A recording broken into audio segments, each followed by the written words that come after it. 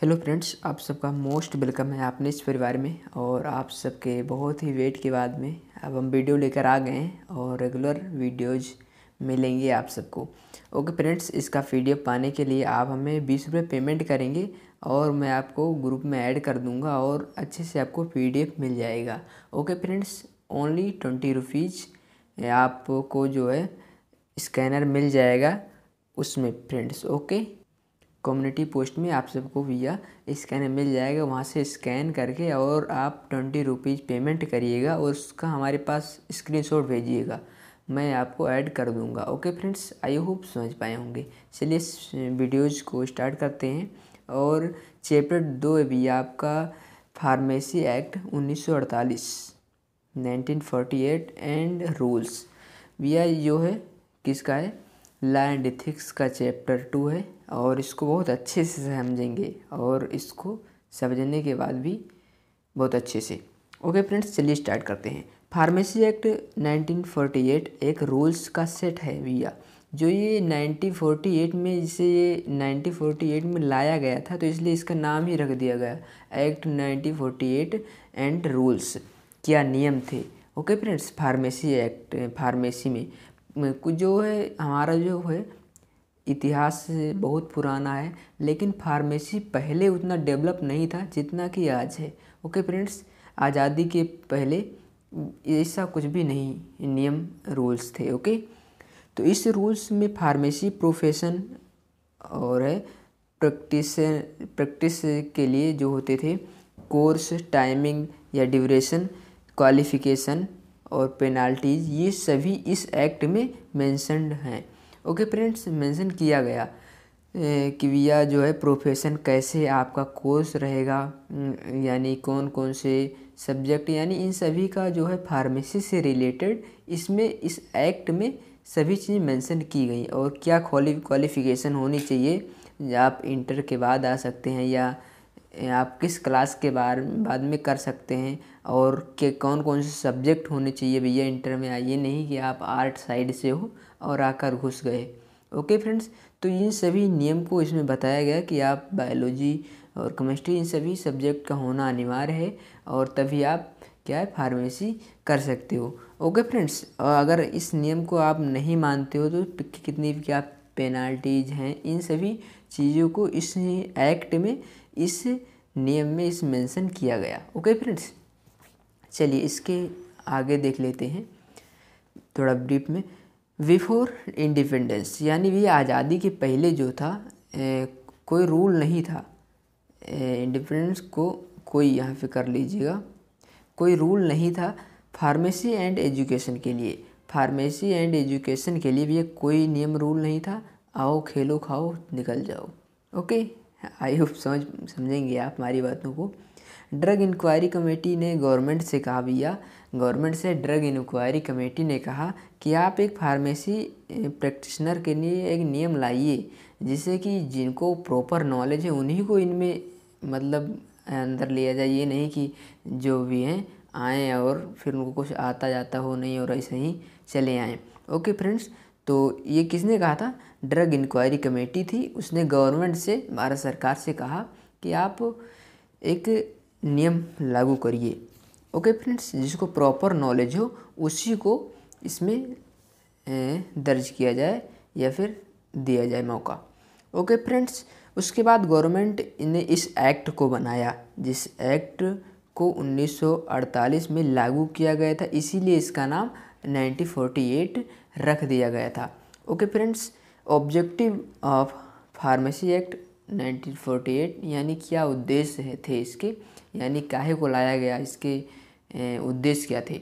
Okay friends, pharmacy को बेहतर बनाने के लिए इस एक्ट को बनाया गया था, यानी फार्मेसी को डेवलप करने के लिए, बढ़ावा देने के लिए।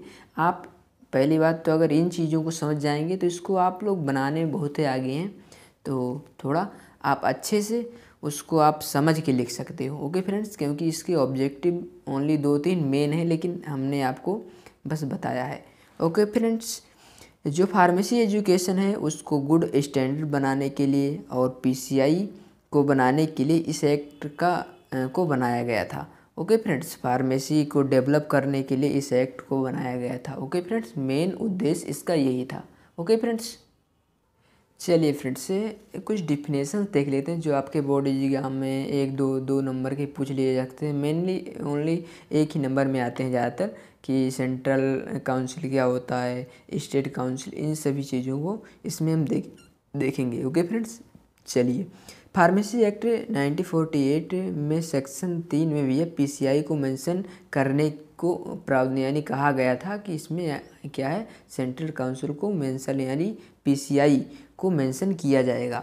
Okay friends, state council, state pharmacy council जो होता है, ये सेक्शन 19 में कहा गया था कि स्टेट काउंसिल को लाया जाएगा, और joint state pharmacy council section 20 में भी इसको क्रिएट किया जाएगा, इसको पहले बताया गया था। ओके फ्रेंड्स, चलिए रजिस्टर्ड फार्मासिस्ट क्या होता है इसको समझ लेते हैं।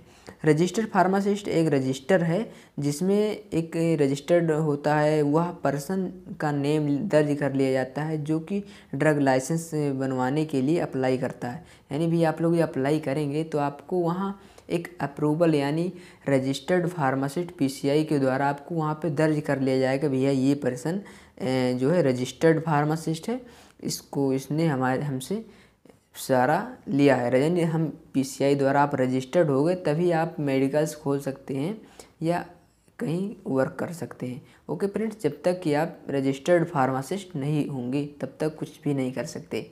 ओके फ्रेंड्स, चलिए पीसीआई बहुत इंपॉर्टेंट टॉपिक है, और PCI pharmacy council of India, एक नंबर में ये भी पूछेगा कि फार्मेसी यानी पीसीआई का फुल फॉर्म क्या होता है, तो इन सभी चीज़ों को आप ध्यान में रखिएगा।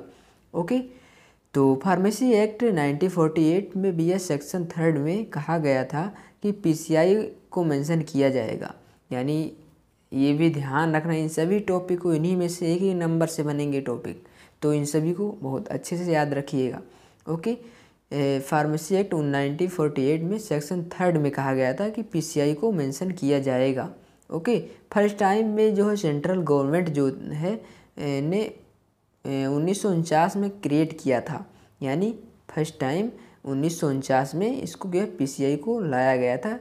ओके फ्रेंड्स, जो फार्मेसी प्रैक्टिशनर हैं कैसे स्टडी होगी, यानी जो फार्मेसी प्रैक्टिस है उस कैसे स्टडी होगी, सिलेबस क्या होगा इनका, इन सभी का पीसीआई में मेंशन है। यानी आपका एग्ज़ाम कब होंगे, आपका ये एग्ज़ाम कैसे करवाना है, कितने, यानी सब चीज़ों का सिलेबस से लेके आप जो भी फार्मेसी के अंतर्गत आता है उसका जो है सभी चीज़ें पीसीआई होता है, इसके द्वारा सब कुछ किया जाता है।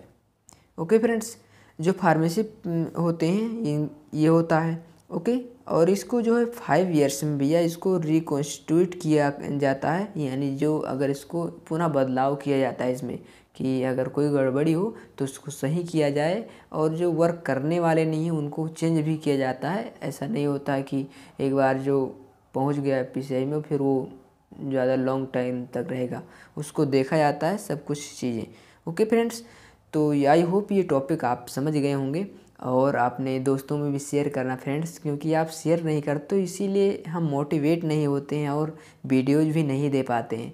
तो आप से रिक्वेस्ट है कि आप लोग हमारे वीडियोज़ को शेयर करेंगे अपने दोस्तों में, और हम रेगुलर आपको वीडियोज़ प्रोवाइड कराएंगे। ओके, आई होप समझ पाए होंगे। पीडीएफ पाने के लिए आप कांटेक्ट करिएगा, जो है हम अपना जो है उस पर कम्युनिटी पोस्ट डाल चुके हैं, वहाँ पर जाकर आप ज़रूर चेक करिएगा एक बार। ओके फ्रेंड्स, और अपने दोस्तों में भी शेयर करना। वीडियो देखने के लिए आपका दिल से शुक्रिया। Thank you so much, take care.